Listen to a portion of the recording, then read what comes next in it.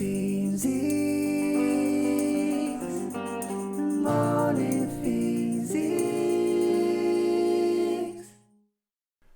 Bonjour à tous, bienvenue sur cette nouvelle vidéo consacrée à l'énergie mécanique. Avant toute chose, je vous conseille de maîtriser les thèmes que nous avons abordés précédemment dans deux autres vidéos qui sont l'énergie cinétique et l'énergie de position. Alors pourquoi il est si important de maîtriser les thèmes d'énergie cinétique et d'énergie de position avant d'attaquer le thème de l'énergie mécanique? Eh bien tout simplement parce que l'énergie mécanique, qu'on va noter très naturellement EM, se calcule en additionnant l'énergie cinétique et l'énergie de position. Donc voilà comment se définit l'énergie mécanique d'un corps. L'énergie mécanique d'un corps est égale à la somme de son énergie cinétique et de son énergie de position. Toutes ces variables sont des énergies, donc ce sont évidemment des joules à chaque fois. On additionne des joules et on obtient donc forcément des joules. Et donc voilà comment se définit l'énergie mécanique d'un objet. Autre point important, c'est que l'énergie mécanique, à partir du moment où un corps n'est soumis à aucune autre action que celle de son poids, l'énergie mécanique se conserve au cours d'un mouvement.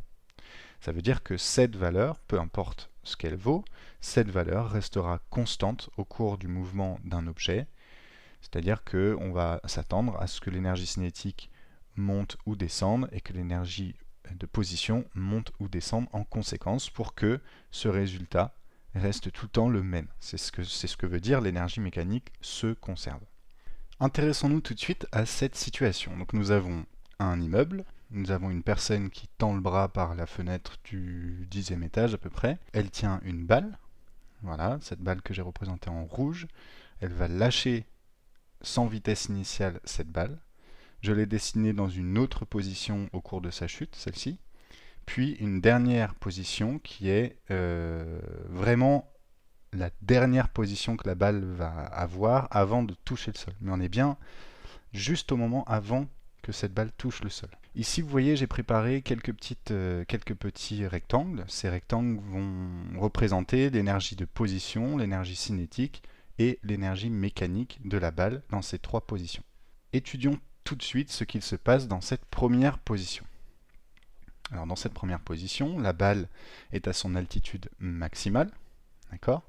Donc altitude maximale veut dire énergie de position maximale, puisque je vous rappelle, l'énergie de position dépend de l'altitude de l'objet notamment. Donc ce réservoir, on va dire, d'énergie de position, je vais tout simplement le remplir. Et je vais le remplir au maximum. Voilà. Je vais faire un trait aussi qui correspond au niveau maximal de l'énergie de position. Quant à l'énergie cinétique représentée ici, évidemment cette balle n'a pas encore été lâchée, donc elle ne possède aucune vitesse initiale. L'énergie cinétique, qui dépend entre autres de la vitesse, est donc nulle. Elle est égale à 0 joule puisqu'il n'y a pas de vitesse. Je vais représenter ça par un niveau le plus bas possible et je ne vais rien colorier puisque l'énergie cinétique est nulle. Si on fait la somme de l'énergie de position et de l'énergie cinétique, on obtient quelque chose de maximal plus quelque chose qui est égal à 0, on obtient donc une énergie mécanique au même niveau que l'énergie de position, si j'additionne les deux. Donc là, je vais pouvoir compléter ça comme ça. Voilà, l'énergie mécanique est maximale. La personne va lâcher la balle. Lorsque la balle va être lâchée, elle va tout de suite commencer à tomber. En tombant, évidemment, vous voyez bien que la vitesse de cette balle va augmenter et que l'altitude de cette balle va diminuer. Ce qui veut dire que l'énergie de position, qui est liée encore une fois à l'altitude de la balle, est destinée à diminuer. Quant à l'énergie cinétique, comme la vitesse va augmenter, l'énergie cinétique également, elle ne va pas rester à 0 joule, elle va augmenter. Et on va se retrouver dans une position ici, où l'énergie de position va diminuer, elle va atteindre une certaine valeur que je ne connais pas pour l'instant. Elle va atteindre une certaine valeur que je ne connais pas pour l'instant, donc que je vais représenter comme ceci. L'énergie cinétique, elle, aura augmenté. Et on obtient au final une énergie mécanique qui est la somme des deux. Et si on regarde bien à peu près par rapport à comment j'ai représenté ces différents niveaux, on va obtenir à nouveau une énergie mécanique qui sera maximale. La balle va continuer à tomber, l'énergie de position va continuer à diminuer et l'énergie cinétique va continuer à augmenter, jusqu'à atteindre donc cette situation où l'énergie de position sera, on va dire, quasiment égale à 0 joule, puisqu'on est juste avant l'impact, donc l'énergie de position techniquement n'est pas égale à 0, mais comme on est vraiment à l'instant avant l'impact, on va considérer que l'énergie de position est égale à 0 ou presque égale à 0 joule. L'énergie cinétique, quant à elle, va être maximale, puisque c'est l'endroit où la vitesse sera la plus importante de la chute. Et l'énergie mécanique, qui est la somme de l'énergie de position et de l'énergie cinétique, vous voyez bien, va être maximale également, puisque l'énergie cinétique est maximale, et que l'énergie de position est égale à 0. Voilà le résultat, un des résultats les plus importants de ce thème d'énergie mécanique. L'énergie mécanique se conserve, tout ceci parce qu'on a considéré qu'il n'y avait aucun frottement. L'énergie mécanique se conserve, l'énergie de position diminue au cours de la chute et l'énergie cinétique augmente au cours de la chute puisque la vitesse augmente. Alors il peut y avoir une question qu'on peut se poser, c'est quelle est la valeur de l'énergie cinétique finale ici? Ou quelle est l'énergie, tout simplement la valeur de l'énergie mécanique qui est constante? Vous voyez bien qu'on ne connaît pas la vitesse. On ne connaît pas la vitesse à ce moment-là de la chute de la balle. Donc comment calculer l'énergie cinétique si on ne connaît pas la vitesse? Eh bien tout simplement en se servant justement de cette propriété qui nous dit que l'énergie mécanique se conserve et en voyant tout simplement que la valeur de l'énergie cinétique ici sera égale à la valeur de l'énergie de position qui était disponible avant le début de la chute. On voit bien que ce réservoir contient, entre guillemets, autant d'énergie que ce réservoir-ci. Pourquoi ça nous intéresse? Parce que tout simplement, cette énergie de position, on va être capable de la calculer avec précision et très simplement. Comment on fait? Eh bien, je vous rappelle, l'énergie de position, EP, se calcule en connaissant la masse de l'objet, en multipliant cette masse par l'intensité de la pesanteur sur Terre, en multipliant tout ceci par l'altitude de la balle. La masse de la balle fait 100 grammes, l'intensité de la pesanteur sur Terre est environ égale à 9,8 newtons par kilogramme, et l'altitude est égale à 20 mètres. On obtient alors une énergie de position de départ qui était égale à 19,6 joules. Voilà un résultat intéressant puisque l'énergie dont dispose la balle sous forme d'énergie de position ici est égale à l'énergie cinétique de la balle juste avant l'impact. L'énergie cinétique à ce moment-là de la chute est égale également à 19,6 joules. Tout ceci parce que l'énergie mécanique se conserve. À partir de ce résultat, il y a quelque chose qui est super intéressant à faire, c'est de calculer la vitesse de la balle juste avant l'impact. Pour ça, on va avoir besoin de l'expression que vous connaissez bien. Donc l'énergie cinétique est égale à 1/2 fois la masse fois la vitesse au carré. Sauf que cette relation mathématique, je vais la transformer un petit peu, je vais l'écrire différemment.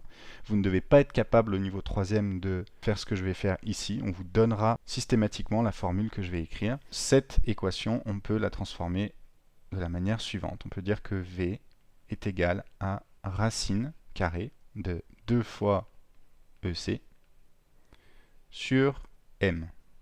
On connaît l'énergie cinétique, elle est égale à 19,6 joules.